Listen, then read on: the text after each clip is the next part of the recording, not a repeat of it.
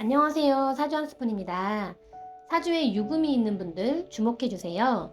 닭띠생분들, 양력으로 9월생분들, 그리고 을류일주, 정류일주, 기유, 신유, 개유일주 분들, 저녁밥 먹을 시간인 유시에 태어난 분들, 그리고 대운이 유대운인 분들까지도 모두 오늘 영상의 주인공이세요.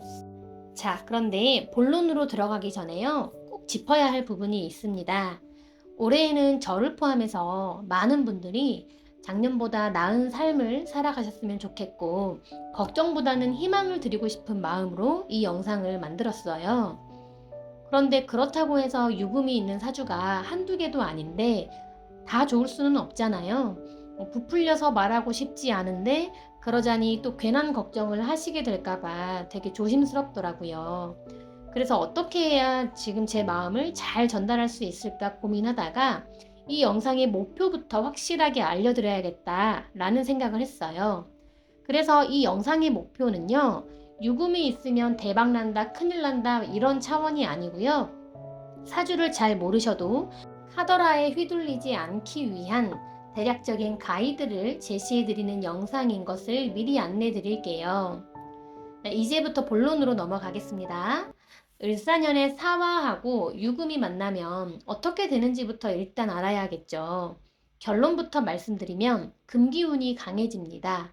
왜냐하면 사화라는 글자는 겉보기엔 화기운인데 그래서 화생토로 이어지겠다 생각할 수 있거든요.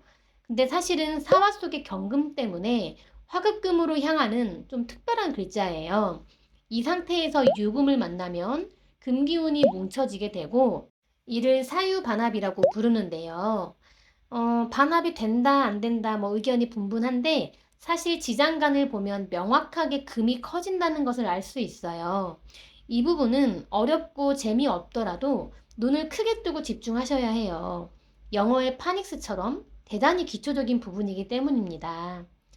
자, 사화의 지장간 속에 무토, 경금, 병화가 있어요. 유금 안에는 경금과 신금이 있습니다. 이 두 글자가 모이면 일단 개수만 봐도 금이 3개가 모이게 되는데요. 근데 개수보다 중요한 것이 있어요. 대체 어떤 원리로 금기운이 강력해지냐라는 것이죠. 경금과 신금이 어디에서부터 왔는지를 생각하면 쉽게 유추할 수 있는데요. 네, 맞습니다. 금으로부터 왔죠. 같은 금오행이지만 그 속에서도 양상이 다름을 발견했고 그것을 음과 양으로 구분했을 뿐 경금과 신금은 원래가 하나였죠. 그런 글자들이 떨어져 있다가 어느 날 만나게 되면 어떻게 될까요? 이제 만났구나 하면서 찰싹 달라붙어서 밀착하게 됩니다. 올해의 사화하고 유금은요, 이러한 원리로 금기운이 강해지는 거구나를 아셔야 해요. 그런데 유금의 위치에 따라서 사건의 해석은 달라지기 때문에 어느 자리에서 강해지는지를 체크하셔야 하는데요. 먼저 년지에 유금이 있는 닭띠생들부터 보죠. 연지는요, 내 국가라던가 간판, 타이틀, 소속 관련한 자리예요. 이 자리에서 올해 금기운이 커지겠죠. 특히 신유년생들은 천간의 을목까지 신금을 건드리니까 변화가 조금 더 크겠네요. 자, 그리고 9월생들을 보면요, 월지에 유금이 있겠죠. 즉, 윗사람이나 조직 관련해서 금기운이 커지고요. 만약에 일지에 유금이 있다면 배우자나 이성 관련해서 금기운이 커집니다. 을유, 정유, 기유, 신유, 개유 일주분들은 해당이 되겠네요. 마지막으로 태어난 시간대가 유시라면 아끼는 사람이나 또는 내가 보살피는 대상과 관련해서 금기운이 커지게 되겠습니다. 즉, 유금이 있는 그 자리에서 금이 커지면 어떻게 되는지, 버거운지, 그 반대인지, 그리고 금이 많아지면 수가 하나여도 금생수를 할 텐데 금수 기운이 강해지면 뇌사주에서 어떻게 되는지 판단하실 수 있도록 도움을 드리도록 하겠습니다. 지금부터 몇 가지 기준을 알려드릴 텐데요. 대세운을 포함해서 금이 버거워지는 경우부터 볼게요. 첫 번째입니다. 금수가 강한 사주예요. 금수가 안 그래도 많은데 더 보태는 것은 그 십성이 무엇이든 간에 한쪽으로 쏠리게 되어 있어요. 그런데 이 기준점에서 정도가 지나친 경우도 늘 존재합니다. 예를 들면 이런 사주가 있다고 볼게요. 이 사주는 금수가 지나치게 많죠. 이럴 때는 오히려 금을 따라가는 것이 편안할 수 있는 거예요. 이렇게 모든 것은 양면성이 존재하니까 보편적으로는 금수가 강한 사주가 조금 버거워질 수 있겠구나. 이렇게 참고하시면 되겠고요. 두 번째로 이제 금의 개입으로 오행의 흐름이 매끄럽지 않고 세게 충돌할 때입니다. 예를 들어 볼게요. 이 사주는 금수가 적고 목 기운이 강하죠. 그런데 이 상황에서 금이 강해지면 목과 금의 대립이 세게 생길 수 있어요. 오행의 흐름이 이렇게 매끄럽지 않으면 일간은 편하지가 않겠죠. 즉, 오행의 강약만큼이나 오행의 흐름도 아주 중요하게 봐야 한다는 거예요. 자, 다음 세 번째입니다. 신약한데 금기운이 식재관에 해당할 때예요. 식상하고 재성하고 관성은 일간의 힘을 빼는 식성들이죠. 금기운이 식재관인데 본래 신약하기까지 하다면 금기운이 더해지면서 일간은 부담이 될 거예요. 마지막으로 금기운이 아예 없을 때입니다. 이 사주는 금기운이 아예 없어요.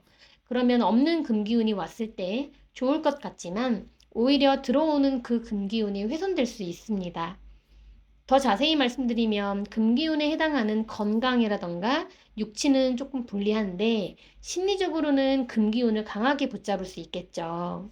자, 이제 반대로 금기운이 도움되는 경우를 살펴볼게요. 사실은 이 이야기를 너무 하고 싶었어요. 첫 번째부터 볼게요. 금수가 적은 사주입니다. 금수가 적으면 아무래도 음양적으로 밸런스가 맞춰지니까 보통은 도움이 됩니다.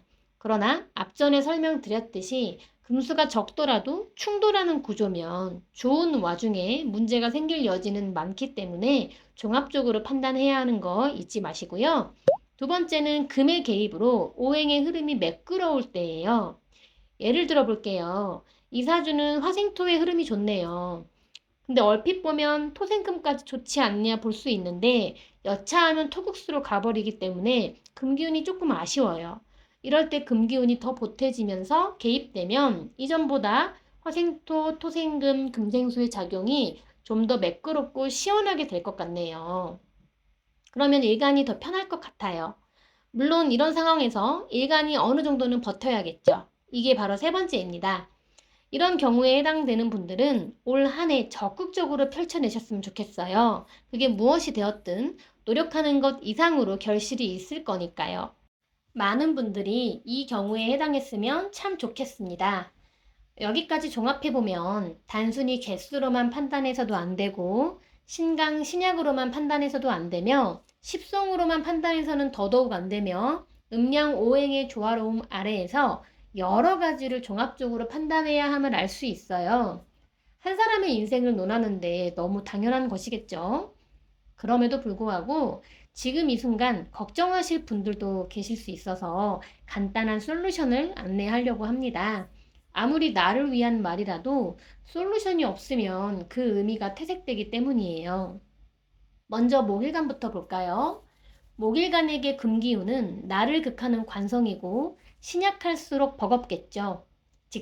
직장인으로 비유를 하자면 관성이라는 회사가 평소에는 날 보호해주고 쓸모도 느끼지만 너무 강해지면 어떻게 되나요? 네, 억압으로 느껴집니다. 나에게 거는 기대치가 과도하거나 나를 너무 통제하거나 일이 끝도 없다면 벗어나고 싶겠죠. 그 욕구 앞에서 인간은 누구나 생각을 하거나 행동을 하게 되는 두 가지 선택지가 생길 텐데요.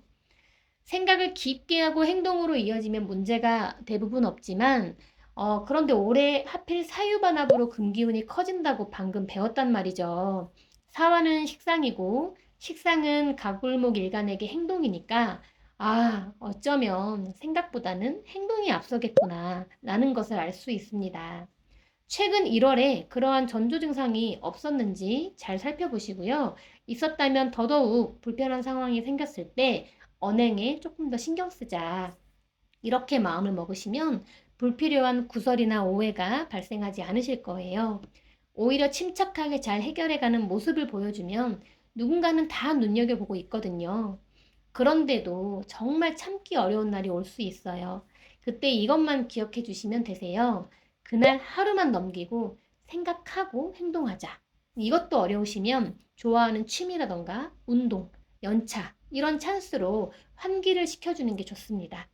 그러니까 어쨌거나 무엇이든 즉각 반응하면 나에게 그게 근기운으로 커져서 결국 손해보는 게 내가 될 테니까 이 부분은 미리 대비하셔서 잘 처신하시면 올 한 해 엄청난 내공과 실력을 얻을 수 있습니다.